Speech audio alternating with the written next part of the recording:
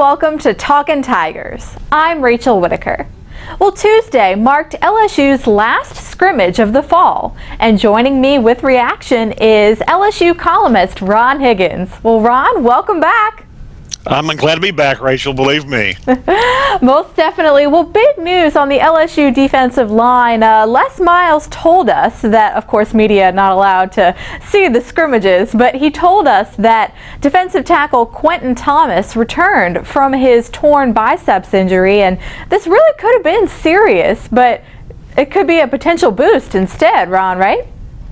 Absolutely. A couple of weeks ago, we were led to believe that, Quentin was out for the year with a torn biceps, but apparently LSU's hired a faith healer on their team, and he's back already, and played a few plays yesterday, and it's a great thing because, here's a guy who, he was hurt his senior year in high school in Breaux Bridge, got one other major college scholarship offer, a guy who works hard and is very hungry, and he's a good guy in the locker room. Players like him, and you need that type of guy on the field, and I think everybody on this team is glad he's back, especially Les.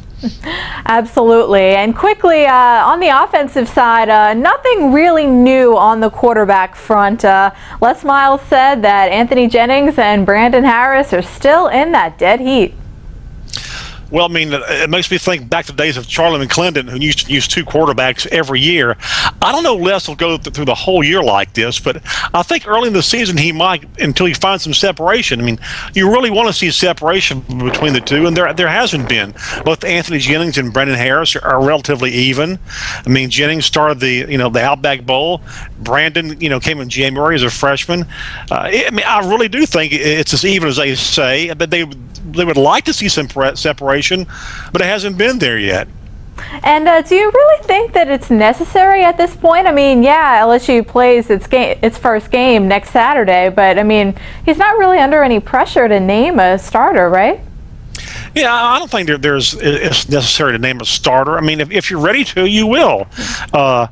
I think it'll play itself out. I think he'll probably name one sometime next week, but maybe not tell us, but he'll tell whoever's starting, get your mind ready, we're going to start you, and tell the backup, you know what, don't look at this like, you got beat out. Both of y'all are basically starters, and I'm going to play you. So the key to this is to pick a guy who think you can start that first game, but then have the second guy ready and say, listen, we're going to play you. This is still an audition, so look at it that way. Right, he certainly gave that indication that both guys could easily play against Wisconsin. So again, not very far at all, actually just 10 more days. Well, Ron, thanks a lot. Glad to have you. Thanks, Rachel. And thank you for watching Talkin Tigers. See you back here Thursday.